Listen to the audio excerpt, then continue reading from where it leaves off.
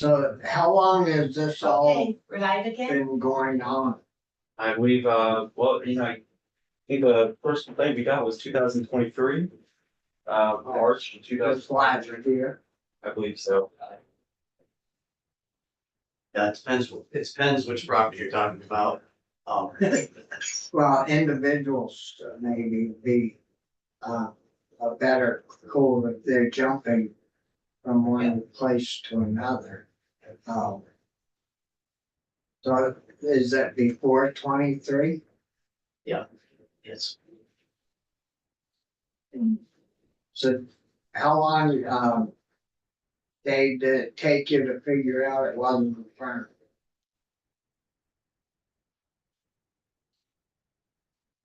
I think we did a site visit, but I'm not sure of the date.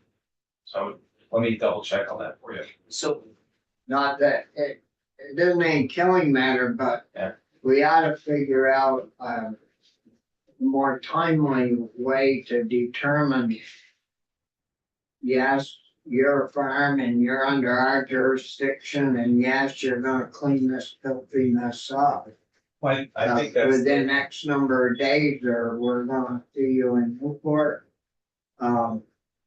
Or, hey, you're not a farm and we're calling DC and they'll be contacting you very shortly and they'll deal with it.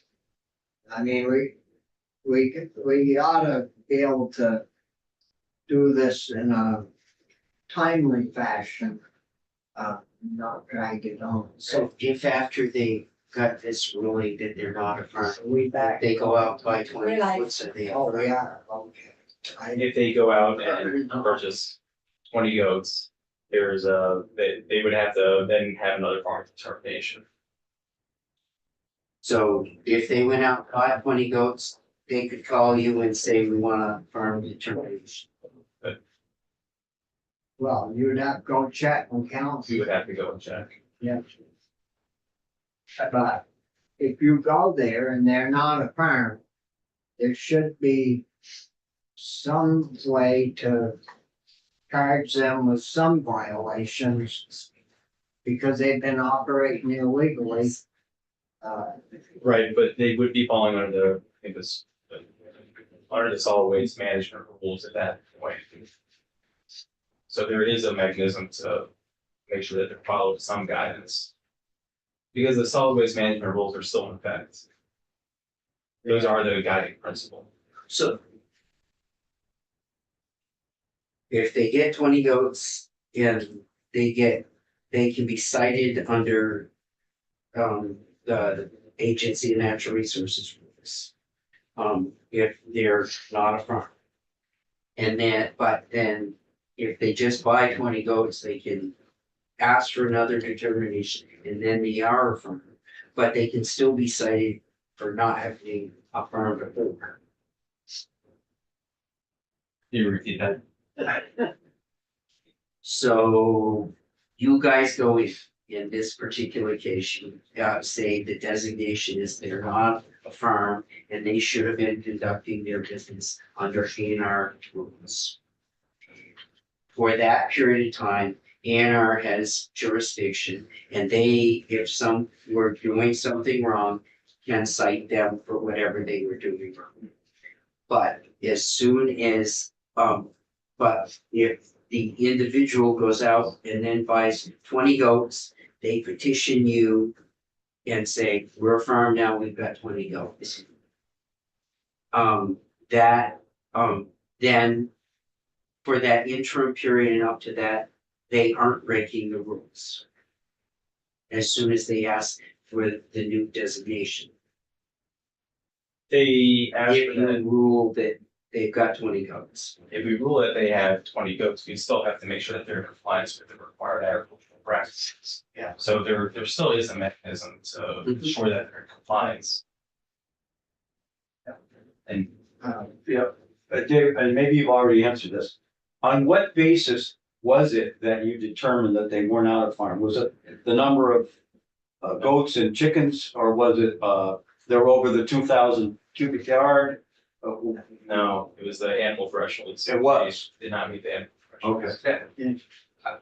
Oh, yeah, so that's, the determination was based on the fact that the property is cited, the way the property is cited.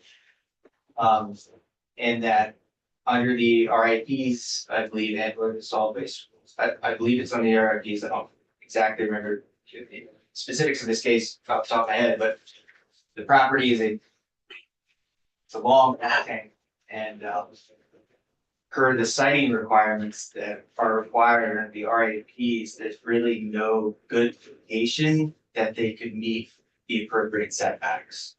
So you guys are on it, and then you turned it over to Josh, right? Yes. So why don't we move on to Josh and see, got handed the dirty ball.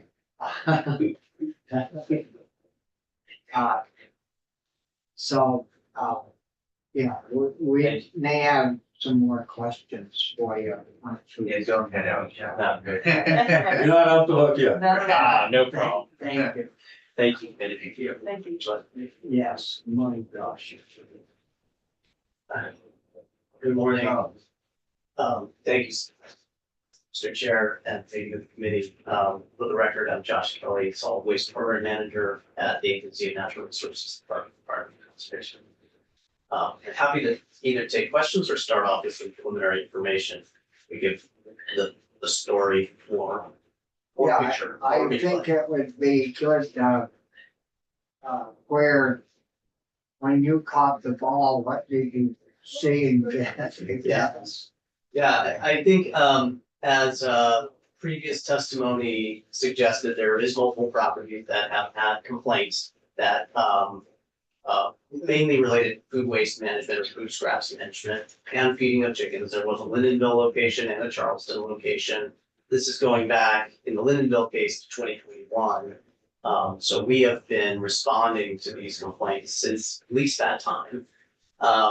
So I think what you heard from the select board member in West Charleston, I think, and the reporter, I think, are fairly accurate. There's been quite a bit of activity at these different properties. And in Charleston, we're aware of about 5 complaints going back to November of 2022. And we had the most recent one from December of 2023. So this December, we did get a complaint again, and that's why we're here today about the West Charleston location. Last month. And we have a compliance section in the solid waste program that does compliance with solid waste rules. Previously this summer, we already are aware of this property was determined by Agency of Agriculture as not farm. So it's in our report. And one of our staff person has been out to the property January 9th to observe what they could from the road. We can't go on their property, it's private property. So that's fairly recently that we went out in response to that December complaint. And, they have put up a green fence, a sort of a fabric fence that you can't see much behind. And then the property is deep, it's rectangular and goes back. So there was nothing observable from the road and there was no odor. It's pretty cold out. The wind was blowing the wrong direction. So nothing really observed at that time. But going back to where we've been, because I think context matters in this shared jurisdiction zone, we've been very collaborative. Like I know Zach has been out with our staff together to inspect the site. And especially because where the Agency of Agriculture is right now, they're using our rules in the interim before they build their own rules. That the statute defers solid waste rules for them to follow that path. The property is narrow. It is hemmed in by that. It doesn't meet setbacks in our rules. So even for composting under DEC's rules, it's complicated. I know that in the site visits that have occurred with the landowner, and phone calls with the landowner, they have talked about how much material they were managing, going back to how much food waste is this, to get an idea. And during one of those conversations, they were going to need a permit or need to be regulated by one agency or the other. We have a threshold under which you can be unregulated, like your home composting is unregulated by us. Now, if we get a lot of complaints and you're just throwing stuff into a river or something, we can take action even on small amounts. But generally, if you're actively composting, it's an unregulated activity. We don't have a permit with you for that activity. So there is an amount that you can be under and process fairly safely food waste. Do you know what that number might be or? Yes, essentially, if you have combined feedstocks of under 100 cubic yards is 3 feet by 3 foot box per year of organic feedstocks, you can be exempt. But, and in no case can you have more than 42 cubic yards of that be food residue, food waste. 42 cubic yards, is per year, so it sounds like a lot, but I mean, if you're hauling one small pickup truck load per week, you're gonna be over that pretty quick. So it's a pretty modest amount per week. So that's like our unregulated threshold. Yeah. So the property owner was aware that they did want to become a farm. I think they still use the name Bloom Hill Farm is what I've heard. And were denied that determination, and we wrote them a letter and said, okay, what are you going to do? You can either cease taking food waste, and then we'll all go home and you're compliant.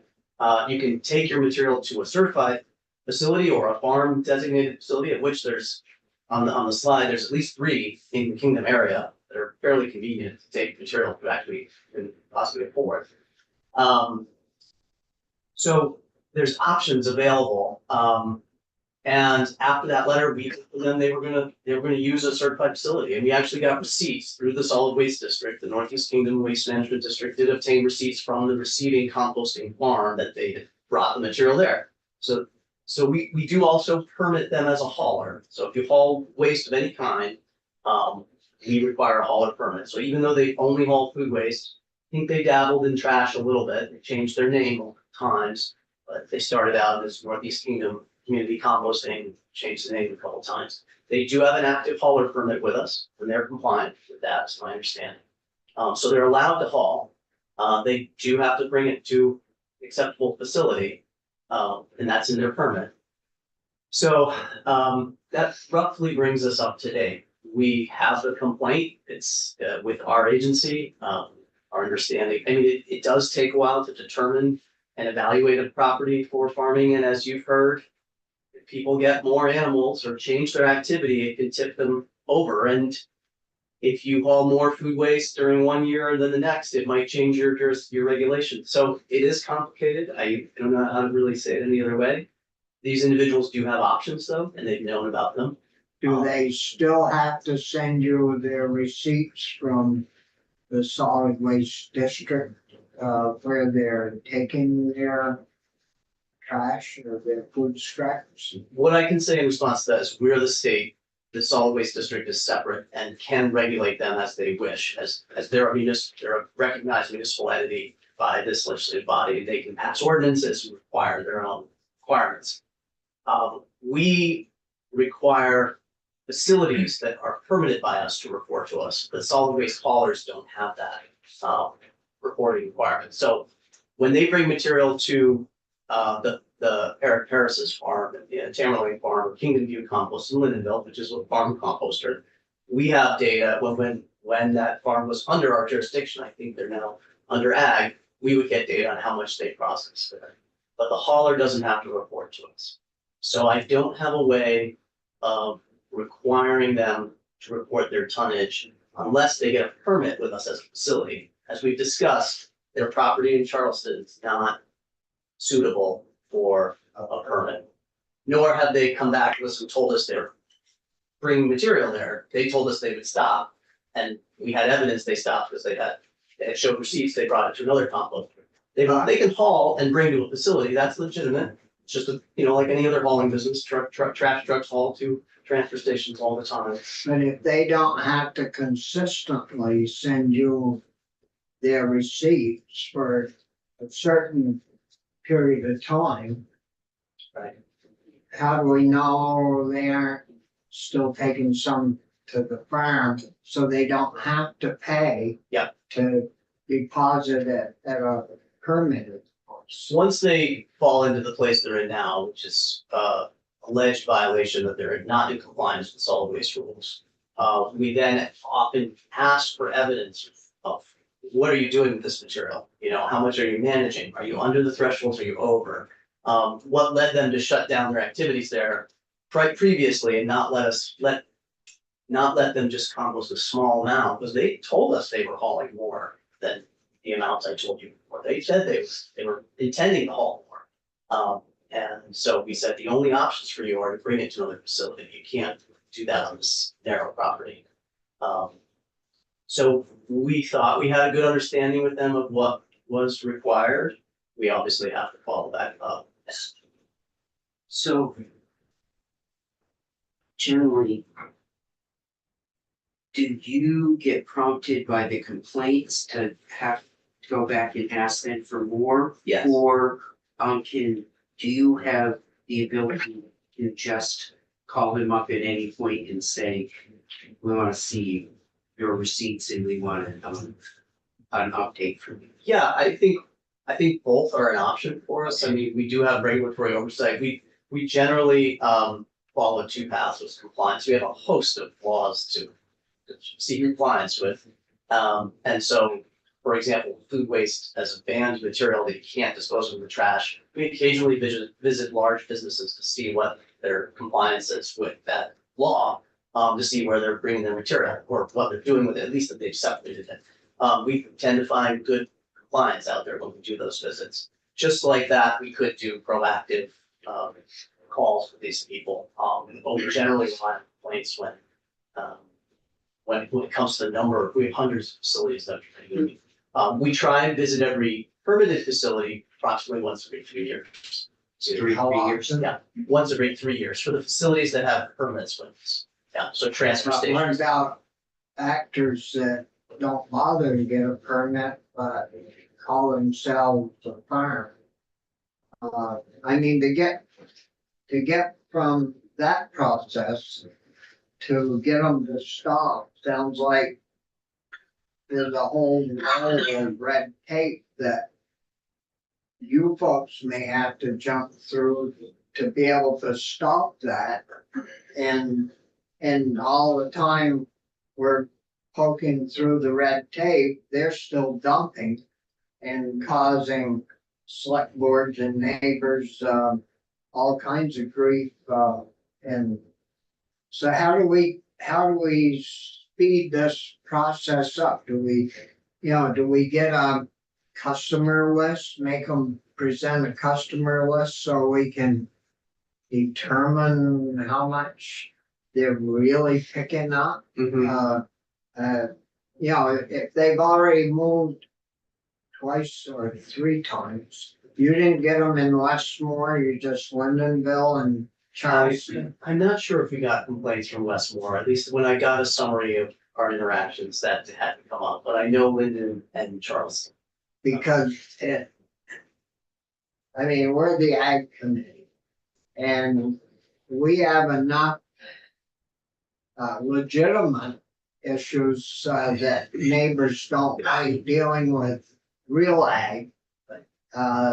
We have enough of those, so we don't need solid waste issues running, ag down when it's not ag. So we really need to give you guys, you folks, the 2 agencies, some tools to stop stuff like this from happening. And I don't know if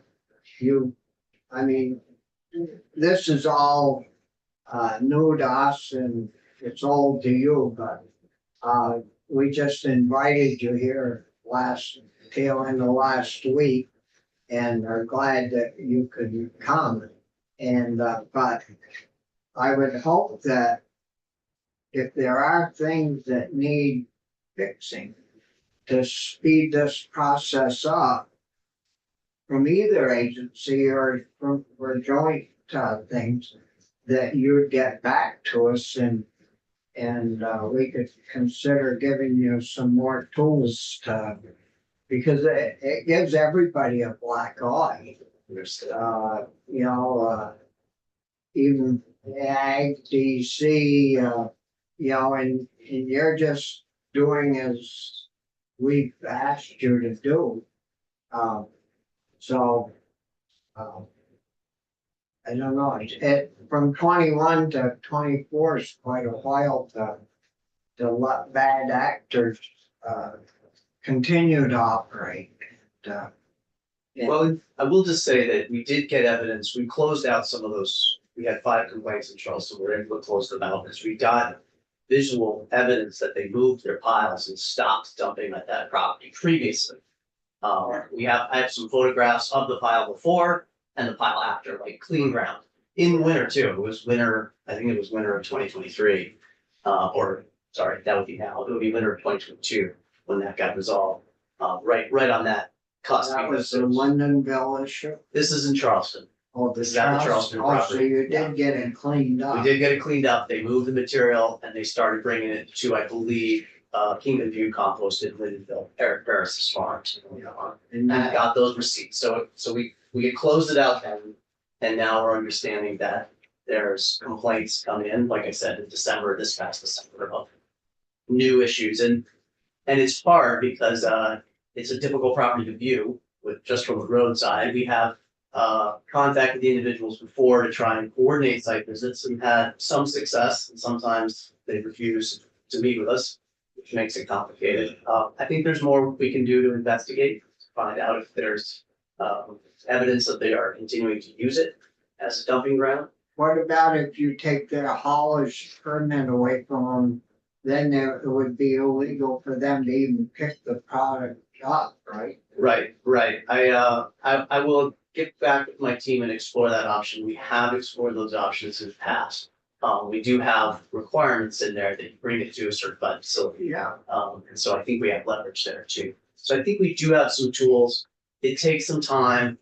And I guess I'd say I'm as disappointed as you all are that it's back at the state. We have some good actors and we have those that are Most, not, most of them Right. are good. yeah, It's like any issue.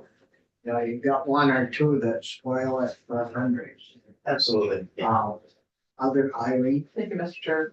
Do you have a friend with a drone who can take a photo from above? I was thinking of that too. Nailed I it just told, down I and just told Dave, I said, we don't have any drones, so I can't see. someone at the state must have a drone you could, I know.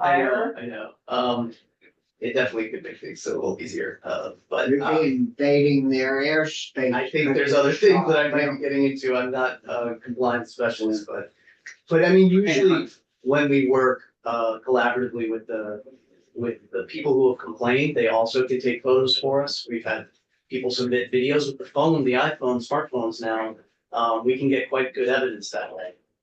So we often ask the complainant, if you see something, please take some pictures and send it to us. Just text as much. We use texting with the violators or alleged violators as well. So you can correct this very quickly. Give us a photograph of the thing we saw fixed. Like I said, that pile removed, we were able to get that. We actually worked with the solid waste district very closely. They're closer. They could go up and take a look for us and did. So we definitely have been collaborative on this issue with agency and ag, with district. This one's it's sad that we're back at the state, these individuals. Other questions? Is that? Well, Eddie, you've been following this all along. Have you heard of any dumping up there recently, Ed, or Pat? Yeah, definitely you heard about the dumping back in December. Yeah. I know they've been up to the property. I'm not sure how much stuff they're bringing in. They are still showing up with stuff in their trucks. I would like to correct Josh, and they did not clean the material up. They moved it a little further from the road, which is what the agency had requested. But Senator Starr, I think you hit the nail on the head here. The agency needs to get a little more aggressive with their hauler permit and be more fair across the board with even the smaller operations like this. The fact that these guys have had multiple different business names with multiple different hauling permits. And from what I understand, they do not have a hauler permit with the district. And that's part of my frustration with the process is the district can't enforce the fact that they don't have a hauling permit. I guess the third thing the agency could look at is the facility that they decide to haul the material to. And these facilities a lot of times are small operations like Josh and the other gentleman alluded to. And there needs to be some consideration on the volumes that this illegal operation would be collecting and where they're taking it to. And if they're over flooding that facility, or if the facility can even be, just by giving you a receipt for 1 month, it doesn't say that that facility has enough capacity to accept what they're hauling. So obviously they're not gonna tell you that they're not hauling it out there, but here's my receipt, get off my back. And yeah, it's pretty hard to take that it's gone on over a year in anybody's town. But I mean, as you know, I've been involved with legislatures the last few years, and it's just this is where we've ended up. So hopefully something's done about it. Well, I certainly wanted to get Ag and DC in and talk about it, so you folks know that, you know, we're all trying to figure out to stop things like this from happening and not let it happen again. I mean, the same actors should get written up so they can't ever receive a permit in the future. You know, if you violate it 2 or 3 times, you're done. It's like DUI driving 2 or 3, 4 times, you don't get a license anymore. And these guys, I mean, it's bad when you have a bad actor. It's you know, they stay awake nights figuring out how they're gonna play the next move and to keep up with them. It's rough. Any other questions? No, my guess is we'll hear more when the weather gets warm. Yeah. It would seem like there would be even more complaints. So this isn't. House coming. Yeah, there's not a period at the end of the sentence. I think more to come. So if, you know, if you folks, either agency or working together, if you need some additional tools to deal with this, people like this, you know, please get hold of us and we'll work with Natural Resources Committee and try to get them. Certainly appreciate your time this morning and you know, sometimes we don't hear the whole story or can't because of litigation, but I think you've been very forthright and certainly appreciate you coming. So we've got 2 or 3 suggestions that maybe you can follow up on and we'll talk maybe again when it gets warmer out. So, thank you very much. And Ed and Pat, thanks a lot for zooming in. Hopefully we'll get some results as we move forward. Thank you for inviting me to testify. I appreciate it. And yeah, a lot of anxious people up in Charleston who don't want to have another stinky summer. Yeah. Hopefully they'll have a good time. Yeah. Everyone's good. Thank you. Yeah, thank you, Pat. Yeah, thanks, guys. Yeah. We'll see in hand. Yeah. Almost 3. Oh, they're on. Yeah. This all takes time. Well, I'm in your exact same spot. You're a little bit wiser. but See you in the hall. we have to give them the tools to build. Yeah. Sorry, we can't get a big. So, We'll do it. We'll do it. I'm glad I'm working with you people. Well, I was wondering there, you know, you're pretty close. It's, you know, it's interesting, most of it's garden stuff and some food, but this time, you know, in the fall, when you're taking the garden down, it fills up really fast. Yeah. Yeah, but it disappears, doesn't it? It disappears really fast. It's amazing. The bear's coming. So is in your, Morning, John. Hey, my question Senator is. Star. Come on up, Stuff at the end, is that compost? we've already Yes. taken done very 15 good. minutes of your time. Oh, you're, Then you try. Please. my time's yours. I think it's. It's, I love this, yes. So, That was good. somebody forgot to shut the door. So good morning, John. It's, good to see you again and have you back before the committee. I think you know everyone, I think so. previous. Been here before. Yeah, and, so I think, you know, it would be good to hear from you in regards to the flooding of, this past, season, summer, and of last year.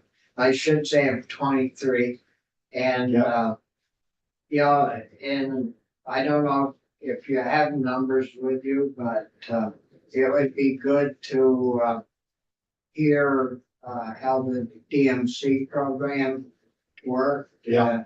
And how that helped in many cases, a lot. And, so just, general stuff in regards to, I think the big issue is how farmers are faring, with this flooding issue, whether it's, you know, beef, dairy cows, turkeys, chickens, how that's all working, you know.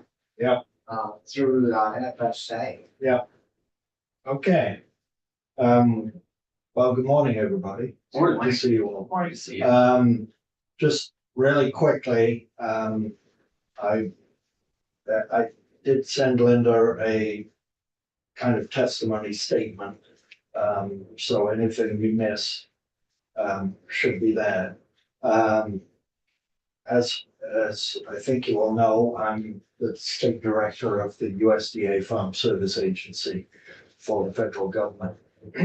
And, I've, you know, 2024 is a significant year for me because it marks 50 years since I came to Vermont. Married a Vermont girl and got into farming. How many years did you say? 50. Oh, congratulations. So Almost this as is another 25, you know. I realize that's totally meaningless to you, Bobby. Yeah, I came after I was born just a year or two and I'm still a flatweight. No. Anyway, I think the last time I spoke with you all, I was executive director of the Champlain Valley Farmer Coalition, and then I was asked to take this role. So FSA is one of the many agencies of USDA, and we have two main roles, I suppose three, but two, we do lending to farmers. And we have about $40 million in guaranteed loans out and well over 100 million in loans for farm purchases and operating loans. We work very closely with other lenders within the state, Meter, Farm Credit, and others. So on the other side, we do programs, and that's sort of a pretty broad subject. It's under programs that we deal with disasters, but we also do conservation programs during all the time, working closely with the Agency of Ag and with the land trust and other conservation groups in the state. We don't supply the money to the land trust or VHCB for them to purchase that. It's NRCS who do that, which is the Natural Resource Conservation Service, who do that. But, we will do, it's sort of curious sometimes what we do. We do farm storage facility loans for farmers, which is sort of all we have. And that will be anything from bunker silos to bulk tanks for milk, sap tanks, and even crates for apple orchardists put their apples in. As you sort of mentioned at the beginning, Senator Starr, you know, this last year, excuse me, this last year has been amazing. Amazingly bad. We have had in Vermont, depends on your counting, but 3 or 4 disasters. I mean, starting in Christmas of 2022, we had a big snowstorm right around Christmas, which did a lot of damage to the maple industry. Then, of course, we had the freeze in May, which did a lot of damage to the fruit industry and small fruits. And then it rained a little. You know, one of my staff people, I still find it funny to say I talk about staff. I have all this staff, but did a spreadsheet for us that showed that you know, we had 20 to 30 inches more rain than normal in July, August, and September. And in Addison County, in that 90-day period, we had only 5 days of no rain. And it isn't just the flooding, it's the perpetual rain. So did you say, no, that's right, over 90 days, only 5 days? Is that what you said? Yes. Wow. Yes. And, you know, and other, Addison's actually the most hit county, they had the most rain, hotly followed by Lamoille, and then we're only talking about an I was inch. gonna argue with you a little about that, and the one thing you didn't mention, the most recent 2 windstorms Oh, that came. I was gonna get My Well, you All haven't of- got to all of- January of Yeah, 24. all of my, everybody with maple operations is now struggling to catch up Yep. because they should have been tapping. Yep, and they're even boiling. I mean, I have one of my, my district director is a Horrigan. And, you know, he has, I forget how many thousands, tens of thousands of taps he deals with, but they've been boiling. I'm amazed at how much boiling has gone on around Christmas, between Christmas and New Year. No, you're absolutely right. Yeah, no, I was gonna get to those storms. And I don't have a number on those storms where people are still only just reporting that sort of thing. So, let me just move up here. You know, our damage, FSA's damage response is mostly on crops and fields. We do not help farmers who lose a roof on a barn. But you do help with the crops. We do the crops and the fields. So, you know, with particularly the flooding in July and any subsequent flooding, you know, one farm comes to mind easily is in Woodstock, and they had massive erosion in their fields there, and we helped them pay to restore the fields back, you know, if they apply. And so we've done quite a lot of that. We have, oops, I forgot one thing. We have 4 major programs. We have Emergency Livestock Assistance Program called ELAF. another thing you get used to working for the federal government is everything's in acronyms. Um, and that's a pretty broad program. Unfortunately, it's not as helpful as it could be for confined livestock operations. A lot of our programs were designed and developed for the Midwest, you know, the big commodities and the beef industry. You know, you're talking, what, 90 million? No, I think somewhere around 70 million beef cows in this country. And the balance of dairy cows. So the programs have been developed mostly for drought and grazing operations. And so it's an interesting process playing around with the statutory rules about what we can do. Anyway, I don't have actual dollar amounts. We haven't done that yet because we're still paying off. I mean, we only recently paid off for the snowstorm in Christmas of 2022. It takes time. The federal government moves slowly and ponderously. And part of it is, as I mentioned in my written testimony, part of it is we don't have disaster programs that are sitting there. You know, you just flip a switch. Yeah. We have to get the disaster has to be assessed. We have to get permission from Washington to institute the program. And this all takes time. And meanwhile, so that farmers, I know, because I got phone calls from some of them after July, you know, what can we do right now? Unfortunately, we can't do instantly. Now, can the farmer get some type of a loan through you folks? Oh, yes. Cover it while they're waiting for insurance? They could.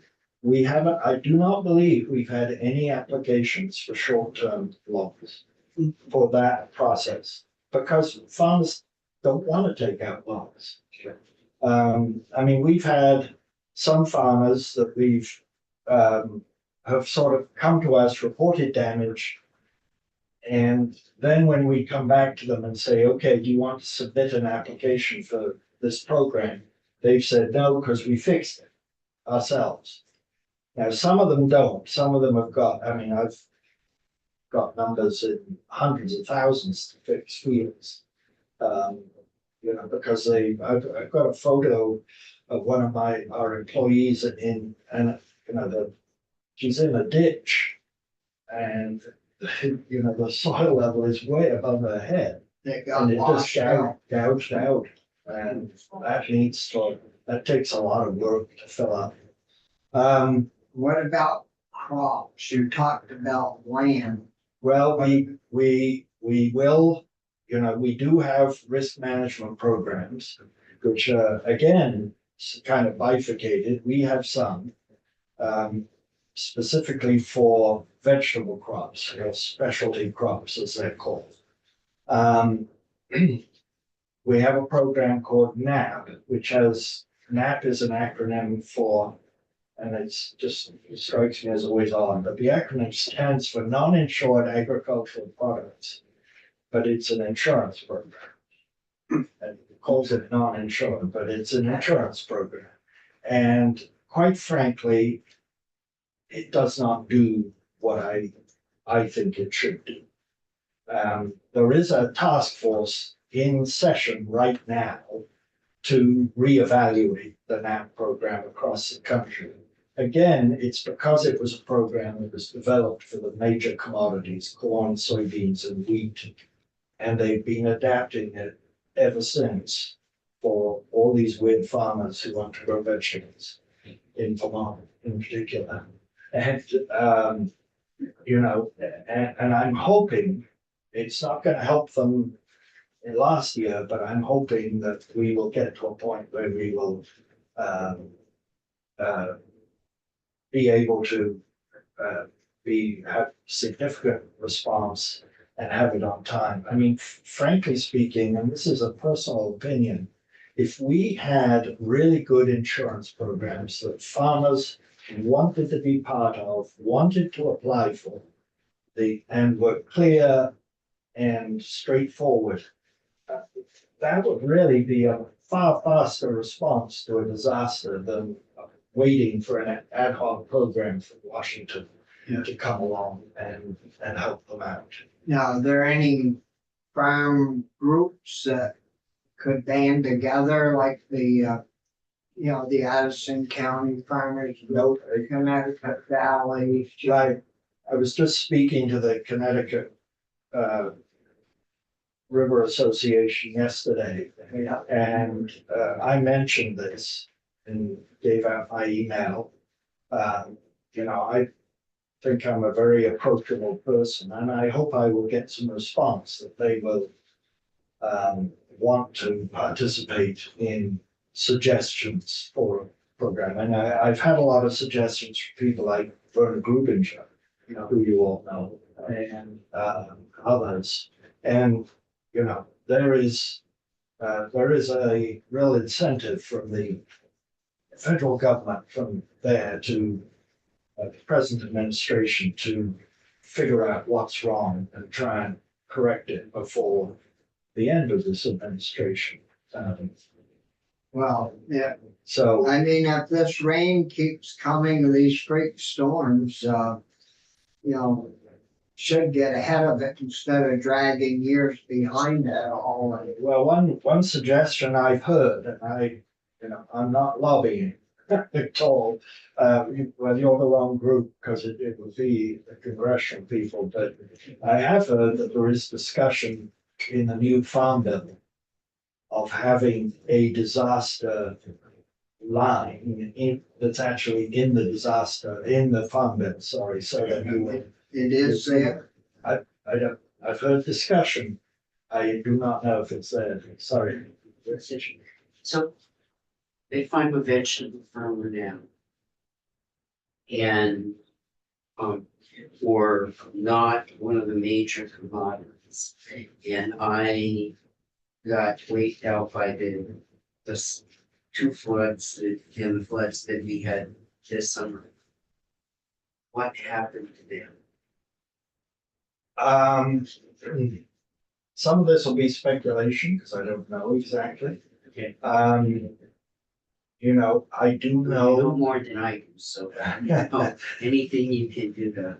So, one of the problems with, like our NAP program, is that, it's sad really. I heard of two farmers who had huge losses in the July flooding, but they decided back this spring not to renew their NAP insurance. And, but then we did have a program that for new farmers, disadvantaged farmers, female farmers of color, all of that. And that actually caught up quite an amazing number of new farmers who suddenly realized they were automatically in the most basic level of NAP. Now it did not come anywhere close to covering their losses. I mean, I know of one farmer who had $70,000 of losses, and all we were able to give them through the program was less than $400. 400? No, you're gonna pay that out of your pocket, Joe. I know, but there were others who got plenty, hundreds of thousands of dollars. Talking, to a farmer yesterday who was very happy. Of course, he said it wasn't enough, but it was $150,000. But it covered, it helped with losses he'd had because he kept signed up.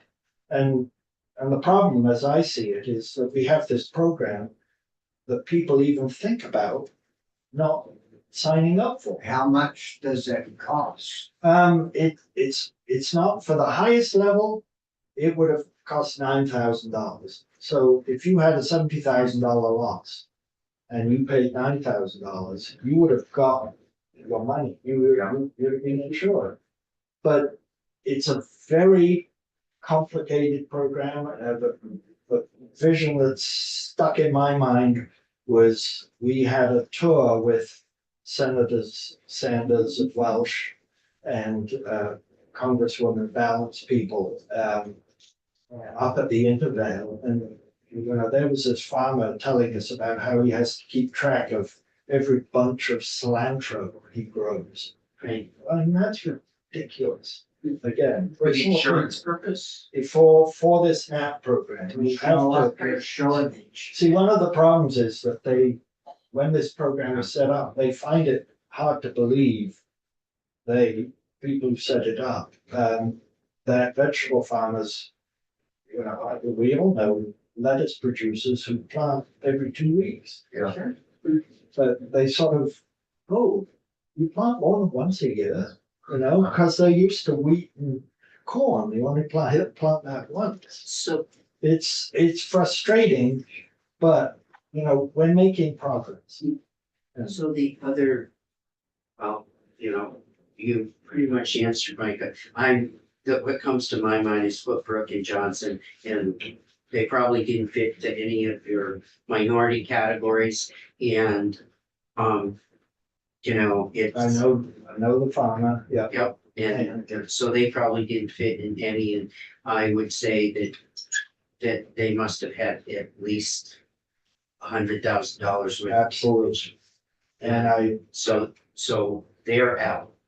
The second complaint I hear, and this is crops, and this is corn and soy, yep, that they had to go through their field and cut everything to be able, even though corn was this high and had been flooded, because they have to produce the difference between what they normally would have cut and what they could harvest and only get paid on that. So they spent weeks cutting through fields where they got 5% of what the total was. And right or wrong, they're under the belief that they have to produce that difference. that difference. And they're running through fields that are devastating. That's interesting. I haven't heard that one. The dairy farmers that I know real well who, one of the ones which you all know is the Conant farm. Right along They the got Blue Street, and they got hit bad. I think they told me 200 acres out of 300 were devastating. The problem is what I'm thinking is there's a RMA program that does the bulk of the crop, corn insurance. And that might be something that they require. But I just am a little puzzled by that in a way. And this is the other problem is, farmers are sometimes not very good at coming and asking, what do I need? But I'm just trying to figure out. But I can believe it. And the problem for them is they kept what little they got offered that they had to keep to feed to their own cattle because they couldn't sell to be commercially dried to send onto the market. Right. So, but they had to produce that gap, which just seemed crazy to me. Yeah, I'm a little puzzled. And I know nothing, so. Right, I'm gonna obviously ask questions of people. You know, it was interesting yesterday at the Connecticut River Watershed Farmers Alliance. Heather Darby was there, of course, and she was showing slides and talking about how they what they found. And some of it was not as bad as we were all thinking it might be. You know, the amount of ash and silt that was caught up in the corn. But I do know a couple of farmers told me that, you know, their equipment took a beating when they were harvesting because of the silt Yeah, and the corn, gravel and sand, whatever. So, you know, we in FSA do not compensate for that. Well, and if you're having to cut Right, stuff that looks like it, the wear and tear on the equipment was terrible. absolutely. So, but we are dealing with about 500 different claims right now. Yeah. And that's claims that have been submitted, but also claims that we may not have had submissions. There are still a lot of farmers who haven't actually submitted a claim yet. That, you know, our team, our county offices, and you may know we have 9 county offices around the state. They may not have fully submitted a claim yet. So, because there's quite a period of time they can submit claims. It's not a short cutoff.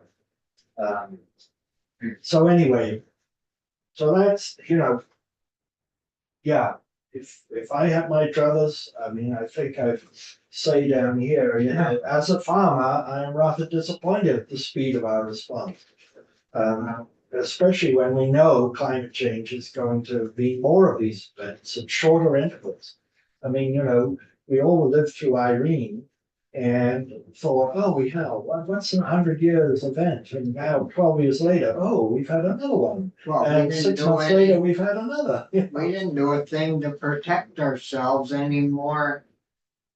From 12 years ago until today, except for more rules in place on people, but we didn't do a thing about digging out our rivers so they'd stay in the river or let water run for at night, regardless of how much we get.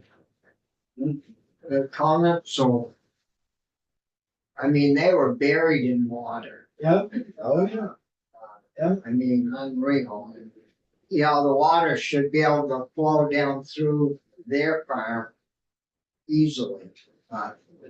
Gets filled up with gravel and sand and trees and then there's no place for the water to go. So it goes out into your hay fields and your cornfields.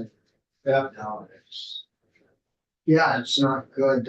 So the insurance, that insurance program, Matt, is it? Does that, you mentioned $9,000 for For the highest. the maximum, it can be much less than that, but you then don't get, you know, you're cutting out back, you know, to like, I think, 65% coverage is the lowest level. But if you have 500 acres or 100 cows, is it a lot different than if you've got 1,000 cows and 1,500 acres? Or, I mean, how does No, that it's not. premium? Yeah, the premium is there is it's a maximum premium, so you can have more acreages. But the bigger problem is the really small farmers who have 150 feet of lettuce or this and have to keep track of all of this. And we do, I mean, we have staff who figure out, okay, 50 feet of lettuce, how many acres is that? You know, so we're talking fractions of an acre or decimal points of an acre. And that all has to be done, which is what makes it part of the program, makes it not not as enticing as it could be, because there's a huge amount of paperwork that has to go into it. I'm hoping that we'll change that, but that all has to happen in Washington. So, thanks, Mr. Chair. What does the insurance company require of someone? They have to take a picture of everything they plant? I mean, how do they? If you make a claim and they say, okay, prove that you did that. How does the farmer do that? That is actually a very good question. I'm not quite sure how to answer that. We urged, at the time of the flood, we urged our producers who called in with damage, to take photographs. Because, you know, almost everybody has a cell phone, and all phones, pretty much take time, date and location when the photograph is taken. So that is pretty good, absolutely excellent evidence, and we accept that. But you still, for the NAP program, they still, they need to show that they have records of when they planted, and what variety, this is the other thing, what variety they planted. And you have farmers who tell you, I'm planting 12 different types of lettuce and 20 different types of squash. And, it's a lot of paperwork. That's why, I guess that's why it takes so long for the, Yep. not just the federal government, even our state government sometimes doesn't move as quickly as we'd like. 2 or 3 years sometimes. Yeah. I just signed off on a payment to some farmer from, quite a while ago, something. Yeah, it's ridiculous. It's annoying. I better be careful. Bosses, but You couldn't get real hungry in the meantime. the other thing is, let's talk about some successes. We have DMC practically has been a success. Really, it had helped. We had 428 farmers sign up.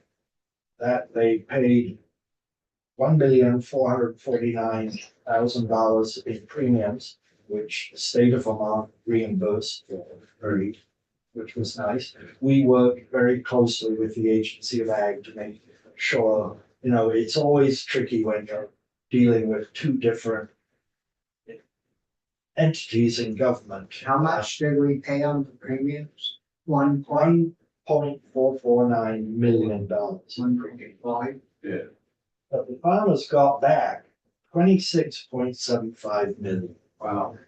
That's working. That's in their favor. that was a good program, and is going to continue. Unfortunately, there's a little hitch right now because of these continuing resolutions and the fact that they extended the last farm bill for a year.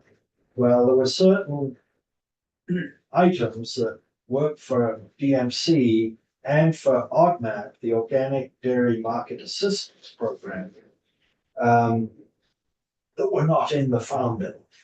ODMAP, for example, was an add-on. So technically, it doesn't automatically get extended. But I was told just last week, I had a meeting, all of us had a meeting, SCPs, and they are working through the legal I dotting and T crossing. And I'm told that DMC will be coming back, ODMAP will be coming back. It may not happen till late February, early March, but it will be backdated to January 1st. So it's just, I thought when I worked for the state agency of ag, I thought bureaucracy was bad there, but it has nothing on the federal. We move very, very precisely. So I do I don't have numbers on Augment, unfortunately. I do know that we have, because I fairly often, I think I've signed off on at least a dozen organic dairy farmers who either went out of business and then came back into business or they expanded production. We're sort of in an interesting time because when all of these programs started, both conventional and organic dairy farmers were under production caps. I believe most, if not all of those have now been removed. The caps. Yes, That's what I've heard from some farms, yeah, because they've lost some production. oh, yeah, right. and So they took the caps off, so the ones left can grow with it. There is I didn't think to put it in here, but I did, the national herd is down in numbers. Oh, nationally, The national herd, there are less dairy cows right now. And production nationally is down, I believe, and don't quote me, but I've seen numbers of around 5%. Which doesn't sound like a lot, but it has a significant impact. well, yeah, And we'll have to see. There still seems to be some uncertainty with what dairy pricing is going to be like for this year. As you probably know, there is a process for the federal milk marketing order to be reviewed. That will probably not take effect till 2025 at the earliest. But it's looking, for what I'm speaking not as FSA director, but as a former dairy farmer. It's looking to me like there's some real benefit to our New England dairy farmers. yeah, they talked about that at all yesterday, cause you And were in a No, they big didn't. farm, I think, Yeah, yesterday. they didn't actually, and Beth Kennett, Beth was, she was there representing Agrimark, and she gave a little presentation, but it wasn't about that. So, I don't have a real update on that. How, did she say how Cabot was doing? What's his name? Oh, gosh, Davis? no, yeah, sorry, Jed was there. Yes, Jed, I mean, I understand that they kind of righted their ship. And I mean, I believe there's still, and this is just chatting, I believe they're still having problems with employees, numbers of employees. Yeah, They're short. it's awful. But it's, everybody has that sort of situation. Yeah. I think, which means that there is market share that is not being realized because you don't have enough people to make them. Well, I read somewheres, I heard on the news, I read it, I think. They weren't wrapping a couple of different brands of their cheese because of shortage of help. Hmm. And the more popular cheeses, there was a bigger demand, so they had to put as much of the popular cheeses through, so the two less popular cheeses, they stopped, but they've been talking about going to automated packaging. Yep. And last year and the year before, we had plenty of money here in Montpelier, that I would have thought we could have headed in that direction if we requested come in. I didn't get any official request to push it, and so did, we could have just as well scooped up $1 million of those dollars and put a new automated packaging, got rid of, I think, each line that you put through automated, it gets rid of 5 or 6 employees, which they didn't have. So if they'd put this automated system in, could have got along without an extra 5 people and. So anyways, but that's water over the dam, I realize that we're getting very close to the end. Yeah. And when Linda asked me to come, she talked about, had some questions on land pricing. Richie raises it almost on a daily basis and, we thought that it might be, good to hear if you've seen a big influx of pricing or not, and. Well, I asked our loan chief, Patrick Freeman, what data he had. And it's included in the testimony I sent to Linda. So, 2020, the data I have shows Vermont was averaging about $3,500 per acre per farm.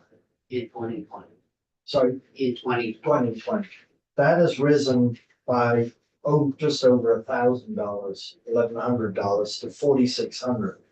But when I look at our neighboring states, Massachusetts, they're talking $15,000, Rhode Island, $18,000, an Connecticut, acre.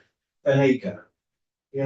And Patrick also shared with me a write-up from an appraisal that we had done for a farm, or we had asked for a farm back in October of last year.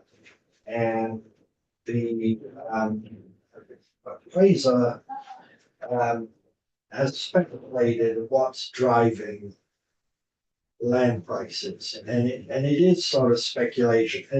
The basic thing is it's supply and demand. Right. And the problem is that the demand, I think, is rising for several reasons. Big farms continue to get bigger because they're concerned about regulation for CAFO reasons or whatever. They need enough land to be able to responsibly deal with their manure, those sort of reasons. Plus, if somebody's willing to spend $13,000 to $16,000 in Massachusetts or Rhode Island, and they look at Vermont and say, "Oh, I can buy 3 acres for that amount of money." I think I suspect, and it'll be interesting when you talk to the land trust or Gus Seelig. I suspect that people are coming up here and saying, I can buy so much more. This isn't really relevant, but my sister who lives in London was here for Christmas, and she lives in a flat in London it's a little bigger than this room, but which she owns but it's a pretty small flat. And I showed her a land price in Vermont. You could sell that in London. You could buy it. A 200-acre farm. She's not coming to do that, so she likes London. But it is. I don't have an answer for you in any way, but I think it's a combination of things. Is there any data about where people, let me rephrase it another way. Are there countries buying this land? Oh, no, Really? not in Vermont. I can read this. We've just actually, FSA have just gone through a process of figuring out who were all the foreign buyers across the United States. Okay. That was a requirement under some bill from Congress. And I think in Vermont, I could find that number out because it is part of it is to make it public. but I don't think we have very many foreign. Bill Gates is buying them. Yeah, well, there's equity companies. Bill Gates, Oh, they claim he's the largest landholder in the United States, but he's buying stuff out west. Yeah. You know, Yeah, he hasn't, he could buy Vermont. he probably could buy from off if he wanted. But there are equity companies that are Yes. kind of like speculation Yes, driven. I mean, I remember when I was farming, and I think they're still here, people called Dirt Capital. Who bought farmland in Addison County. That seems to have toned down a bit. Oh, I okay. haven't heard a lot about that. You know, one big farm was in Addison County, the Du Bois Farm. Yeah, that just got sold, right? That's what I was, but that's sold to a really good local farmer and his sons. I mean, they're pretty aggressive. They started in Orwell. I don't know how much this is public knowledge, Well, but if you've heard came to about it, me kind of public. yeah, I'm not sure whether it's finally fully closed yet, but I believe it's moving. You know, partly for me, the worry is if we are seeing people from southern New England come up here and buy, and we're seeing the larger farmers gobbling up the land, and we've got the population of people that are in farming that own the means of production are all now 60s and up. How does somebody new get started? Very good question. I was on a meeting the other day, again, talking about farmland access. There were people from VEDA on there and the Land Trust and American Farmland Trust and those sort of things. You know, and I'm very keen because we have to have access. We have a program called the Beginning Farmer and Rancher Program, which does provide very low interest loans, 3.5% interest, to farmers who can demonstrate, they have not been in farming for more than 10 years, or they are disadvantaged in some way. It's sort of interesting heading up an agency which nationally and certainly down south part of the country has a really bad reputation for manipulating land away from people of color. And I am, if we do not provide a system that can attract young farmers, we're shooting ourselves in the foot. That's my worry. And we know that there are a massive young farmers out there who would like to be able to do it. One of the things I've found since I became in my position is going to meetings and talking with young people and, oh, who are FSA? I've never heard of them. And that's frustrating, to me, of course, being a dairy farmer, and you just automatically got locked in. I mean, I bought my first farm well, in those days it was called FHA, but I bought it with a 100% mortgage, low interest loan, 3% back in 1980. And it was just before interest rates started to shoot up. I was lucky I bought the rest at the right time. But that's how I got into farming, was from a federal program. So we're hearing that, I'm hearing in the communities, $8, $10, $11,000 per acre of land that had the development it's gone, that's in the floodplain. Yeah. And I don't know how the young farmer can get That in must business. be a isolated incident.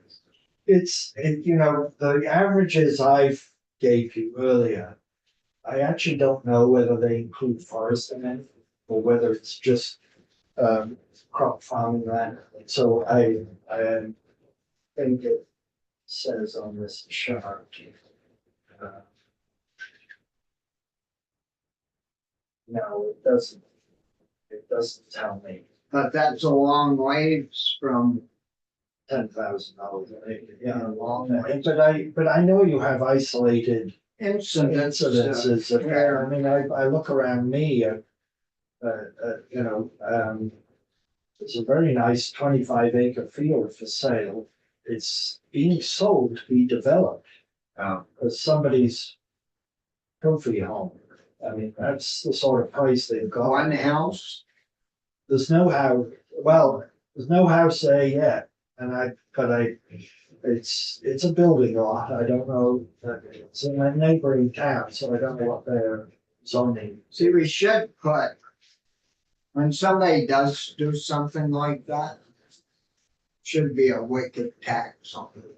Well, You know, I'm not gonna comment on that, that's a. Well, I'm not, I'm, but if you've got enough money to put a house on a 25-acre lot, then you should have enough money to pay a little. Cause that's a total waste of land, well, you know. for me, if it's 27 acres. Yeah. And you We put a can- house and you get the 2 acres in there, and then you have the 25 in current use, Well, I'm not all that right. happy. Well, it's interesting you say that, because we conserved our farm back in 1996. And at that time, it was 25 acres, not 27. So we kept out 25 acres, because we qualified for current use.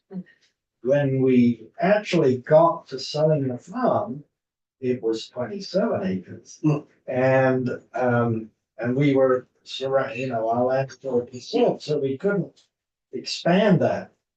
But I will be absolutely honest and say, and my wife and I realized, what do we need 25 acres for?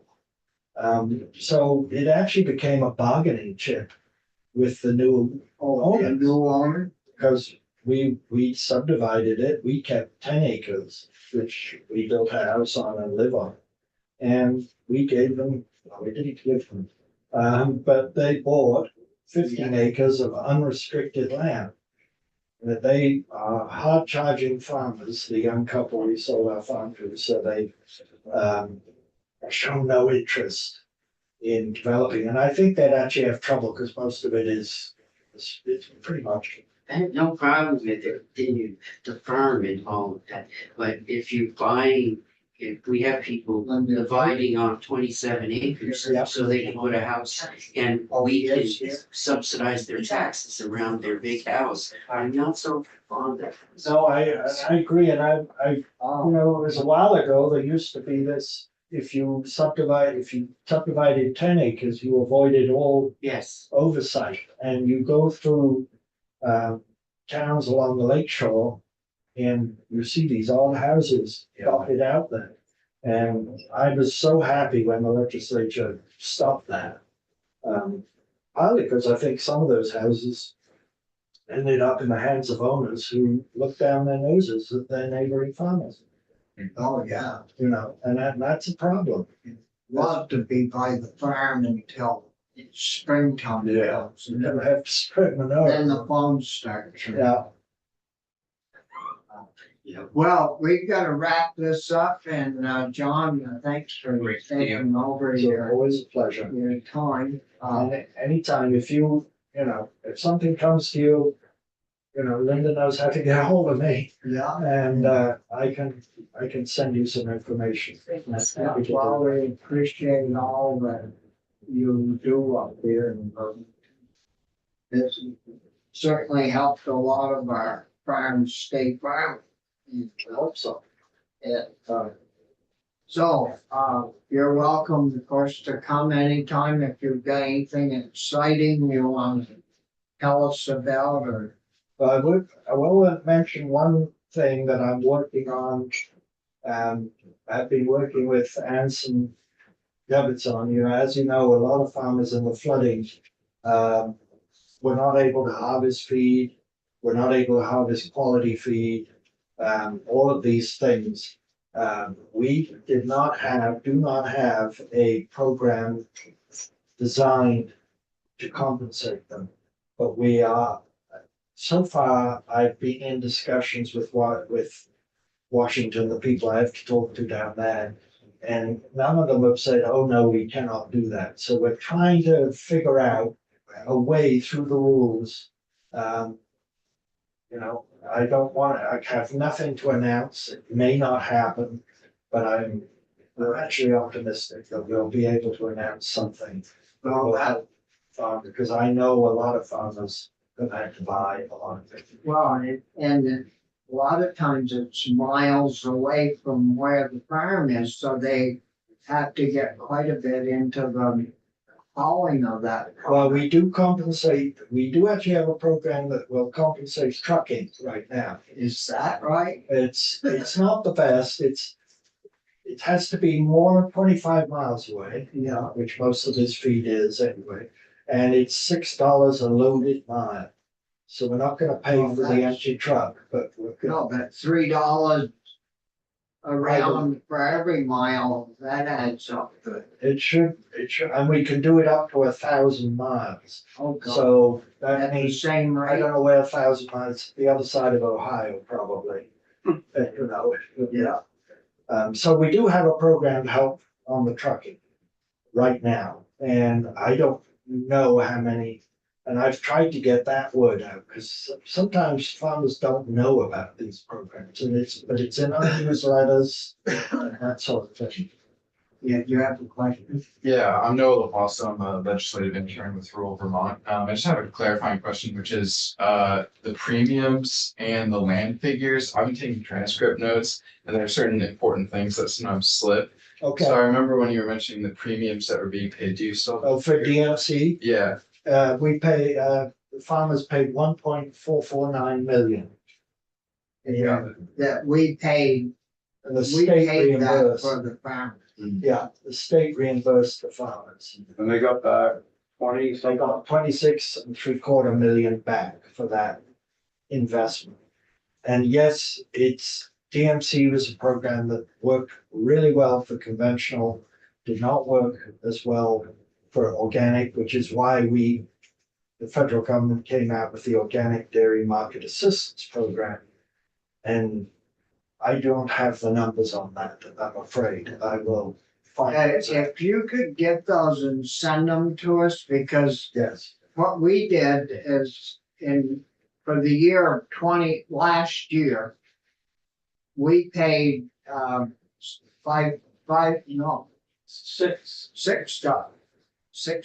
a hundred or $5 a hundred to. Yep. To the organic I farmers remember that, yeah. for 22. Yep. It was 6 or 5. It was 6, I think. I think so.